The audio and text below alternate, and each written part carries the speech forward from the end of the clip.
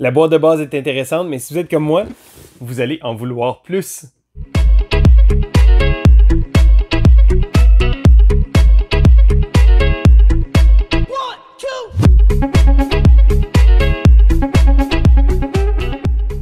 Bonjour et bienvenue à l'école du jeu. Mon nom est Sylvain et on se retrouve aujourd'hui pour la présentation de la première vague d'extensions pour Star Wars Shatterpoint. Alors oui, ça fait beaucoup de vidéos que je fais sur ce jeu-là, mais c'est parce que j'ai vraiment développé un gros attachement et j'adore le jeu. Donc aujourd'hui, je voulais vous présenter la première vague d'extensions. Donc les extensions vont arriver par vague comme ça.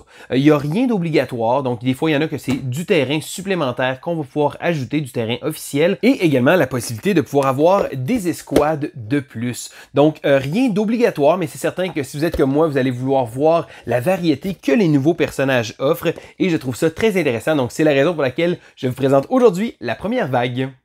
Alors, voici donc la première extension, le Takeover Terrain Pack, qui contient à l'intérieur tous ces petites choses-là. Donc, c'est vraiment des terrains de couverture. On retrouve également un bâtiment principal comme ça, mais sinon, la plupart sont tous de nouvelles choses. Et là, je vous montre à quoi ça ressemble en vrai comme ça. J'apprécie beaucoup ces petits bâtiments-là, ces petites affaires-là qui vont vraiment servir pour la couverture. Et particulièrement les rochers, je les trouve vraiment super. J'ai très hâte de les peindre également.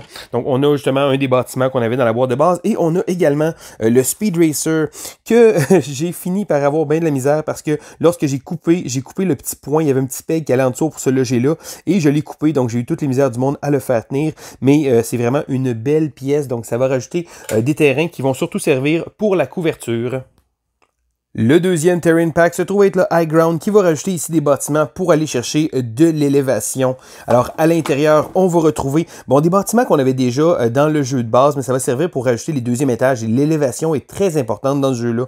On va également avoir des nouvelles passerelles, mais aussi ce beau gros bâtiment-là qui va être encore une fois à 2 étages et on va pouvoir aller accrocher les passerelles en haut. Et ce que j'ai particulièrement aimé de ce gros bâtiment-là, donc celui-là ici que je vous montre, c'est qu'on peut le garder en 2 morceaux. Donc, on peut simplement utiliser celui-là ou placer ici et ça va grandement aider pour pouvoir avoir le placement. Et là, je trouve ça le fun parce qu'il y a aussi les petites accotes ici qu'on peut accoter nos choses. Et on a également les bâtiments. Et là, j'ai choisi de ne pas les monter comme dans le jeu de base parce que dans le jeu de base, on nous explique qu'on peut placer les bâtiments comme ça. Mais j'ai trouvé de très belles choses que je peux faire sur Internet et je pense que je vais utiliser un peu de créativité. Donc, c'est la raison pour laquelle que je n'ai pas encore tout monté ces choses-là. Même chose avec les petites choses comme ça que je pourrais vraiment savoir c'est quoi, c'est des radars ou quelque chose que je n'ai pas placé parce que je pense que je vais utiliser un peu là, des choses. Et on a le petit rocher avec, cette petite créature bizarre qu'on retrouve sur le rocher. Donc, j'ai vraiment trouvé ça super. Et le jeu vient également avec, et là, je les ai placés à côté parce que il y a de la passerelle et de l'échelle au pied carré. J'ai pas encore choisi exactement comment je vais les monter parce que, étant donné que j'ai déjà beaucoup de passerelles, je voulais utiliser justement ça pour placer, pour avoir du bâtiment parce que la hauteur va être très très importante. Donc le High Ground Terrain Pack, principalement avec ce gros bâtiment-là, se trouve à être vraiment un bel ajout. Mais là, c'est beau le terrain, on va s'attaquer aux nouvelles escouades. Alors, on commence avec le Hello There Squad Pack ici, avec Obi-Wan, Cody et 2 clones. Donc, lorsqu'ils sont peints de manière professionnelle, ils ressemblent à ça. Inutile de dire que les miens ne vont pas ressembler à ça. Je vais quand même vous montrer les figurines, donc de très belles figurines. La pose Obi-Wan avec du décor sur le sol aussi, que j'ai vraiment trouvé ça super. Donc, des belles figurines. Cody a également un choix, donc on peut choisir de le mettre avec son casque ou sans le casque. Donc la plupart des autres, je les ai mis sans le casque. J'ai placé le casque à la base, mais pour Cody, je trouvais que c'était mieux avec son casque parce que Cody est un peu plus important que d'autres personnages qu'on a pu avoir, étant donné qu'il était dans le film. Un bref apparition. Et on a également 2 clones comme ça ici. Donc les clones qui vont servir. Et là, lorsque vous allez avoir le pack, vous allez remarquer que dans la boîte, il vient avec énormément de cartes.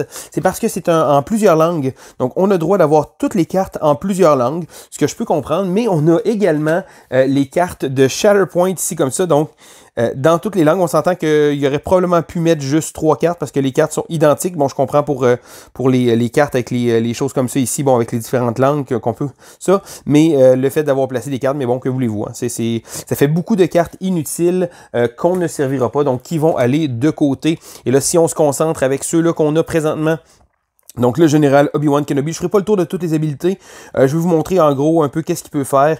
Donc ici le Hello There, un personnage de cette unité peut sauter. Bon, il va rajouter 3D à sa prochaine attaque, donc encore une fois très mobile. Des bonnes habiletés ici comme ça. Je dirais que j'ai beaucoup aimé le fait que les alliés ne perdent pas leurs jetons de mise à couvert quand elles deviennent engagées et peuvent gagner et en avoir tant qu'ils sont engagés. Donc les Républiques Galactiques, c'est vraiment pratique pour ça. Obi-Wan a une belle synergie avec les différents clones qui vont rajouter des jetons comme ça. Donc on a vraiment beaucoup de synergie avec les clones et Obi-Wan. De son côté, le commandant Cody, un peu comme les autres commandants, vont permettre de pouvoir aider donc les personnages de soutien soldats clones à apporter, qui ont des jetons de mise à couvert, effectuent des attaques. Bon, ils peuvent relancer des dés. Très pratique. Les clones ensemble sont vraiment très forts. Autant que les Mandaloriens ont beaucoup de mobilité. Pour les clones, ici comme ça, ça va être de gagner des jetons de mise à couvert. Encore une fois, la belle synergie avec Obi-Wan. Et bon, pour les 212e ici, on va pouvoir faire, bon, une fois plus, les tirs coordonnés. Donc, lorsqu'ils sont à une distance de 5. Ils ressemblent un peu aux autres clones. Je trouve que ça fait des bonnes combinaisons ensemble comme ça. Et ça va donner de très belles synergies avec les personnages comme ça ici. Pour les formes, bon, je ferai pas le tour encore une fois de toutes les habiletés. Bien entendu, Obi-Wan a deux côtés ici comme ça. Obi-Wan n'a pas d'attaque à distance, mais il va avoir une échelle de combat comme ça ici. Assez mobile, intéressant pour les critiques qu'il va pouvoir faire avec son sabre laser. Ici comme ça, on a des choix un peu différents. Donc lorsqu'on va faire l'arbre, donc un 7D d'attaque d'un côté, 5D de l'autre, très intéressant. Pour sa part, Cody ici, assez générique quand même. Il y a quand même 6D, je trouve que c'est vraiment quand même très fort. Et même les clones de base du 6D d'attaque à distance, donc très pratique comme ça ici. Et les cartes, bien entendu, qui vont servir. Et le dernier squad pack de disponible, Twice the Pride avec le Comte Dooku et Jango Fett, ainsi que les Magna Guard. Donc, de très belles figurines aussi.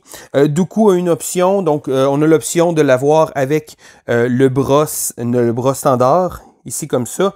Et on peut l'avoir aussi avec les éclairs, le Force Lightning, que je préfère grandement. Donc, pour ma part, je trouve ça vraiment super. Je trouve que le modèle est très beau. J'ai hâte de le peindre également.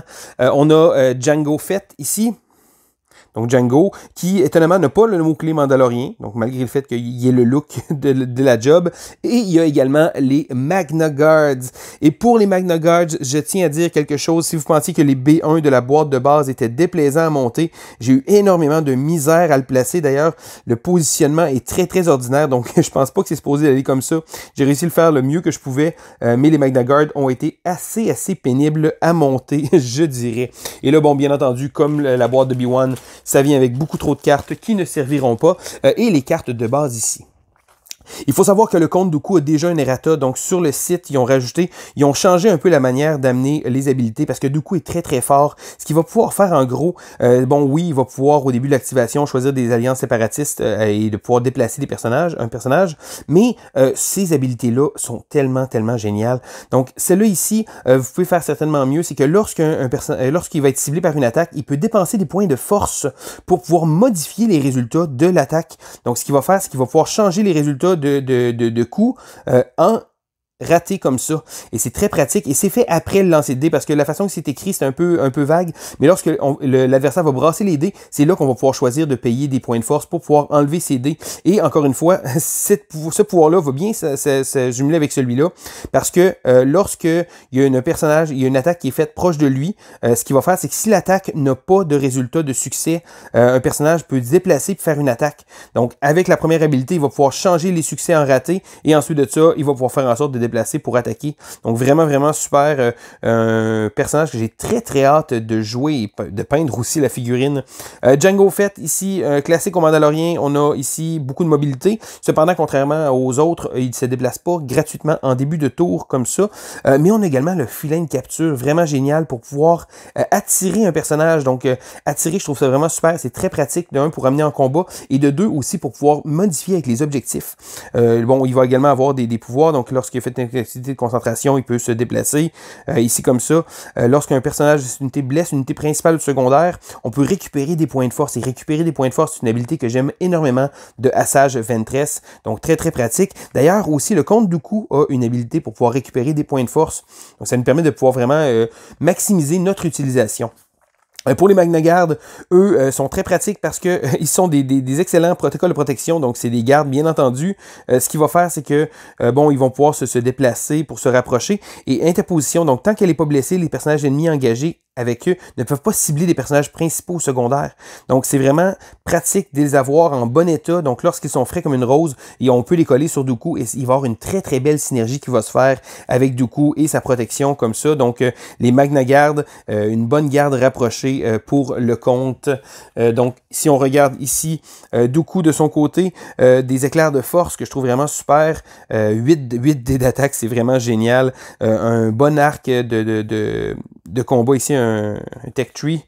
Donc, si on regarde de l'autre côté, 6D et 7D au combat. Donc, beaucoup de variétés de différents pouvoirs, mais aussi beaucoup de dommages. On a la possibilité de faire quand même des gros dommages en se déplaçant également. Donc, c'est vraiment un personnage qui va être très, très fort au combat. Vraiment des belles stats comme ça ici. Du côté de Jango Fett, ici un peu plus simple, mais beaucoup de mobilité. On peut sauter, on peut se déplacer. C'est la force des personnages en armure comme ça avec les jetpacks. Donc c'est vraiment représentatif. Des statistiques de combat qui sont intéressantes quand même. Et pour les Magna Guard, pas d'attaque à distance, bien entendu, mais bon, ils vont être très très pratiques. Une défense de 5, mais c'est surtout leurs habilités qui vont être vraiment utiles. Et là, les petites cartes de personnages comme ça ici.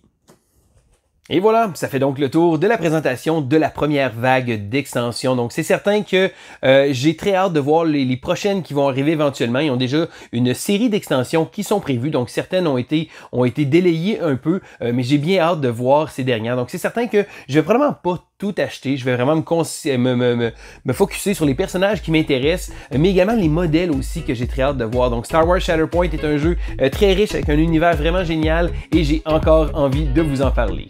Donc c'était Sylvain pour l'école du jeu et on se dit à la prochaine!